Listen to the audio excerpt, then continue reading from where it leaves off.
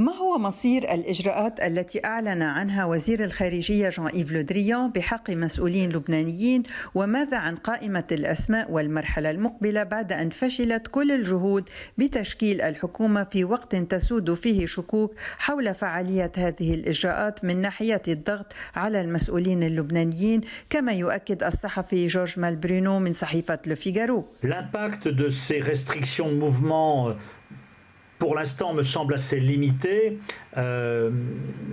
dans la mesure où ces dirigeants ne sont pas obligés, ou en tout cas ne viennent pas forcément en France. Si on pense par exemple à Gebran Bassil, qui est dans le collimateur des Français, on sait que le gendre du président de la République ne vient que très rarement en France, de la même manière si on pense à Nabi Berri et à d'autres. Donc je pense que cet impact est surtout symbolique.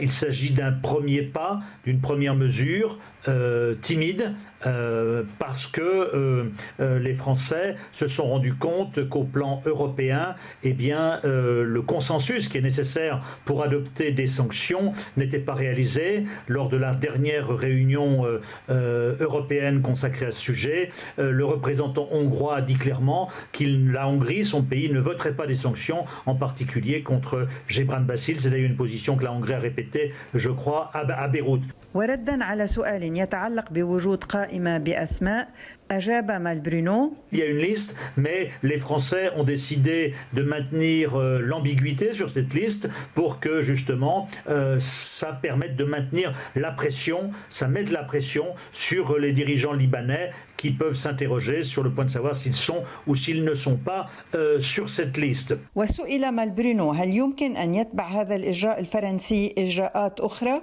Cette première mesure française pourrait être suivi d'autres mesures de la France. On pense notamment au gel des avoirs immobiliers et financiers des dirigeants libanais, qui serait une mesure beaucoup plus contraignante pour eux.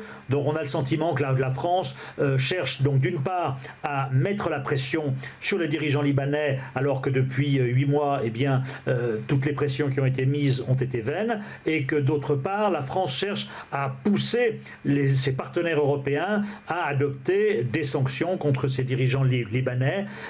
Mais sur ces deux points, je crois qu'il faut être très prudent, et rien ne dit que nous allons avoir un succès de cette nouvelle initiative française. واعتبر مالبرونو أن هناك إشكالية أخرى في الإجراءات المتخذة، وهي أن عدد من المسؤولين اللبنانيين الذين يحملون الجنسية الفرنسية حتى لو كانوا على قائمة سوداء فرنسية يمكنهم المجيء إلى المطار بجوازاتهم الفرنسية، ومبدئيا لا يمكن رفض دخولهم إلى الأراضي الفرنسية، وبالتالي هذا يخفف من وقع الإجراء المعلن.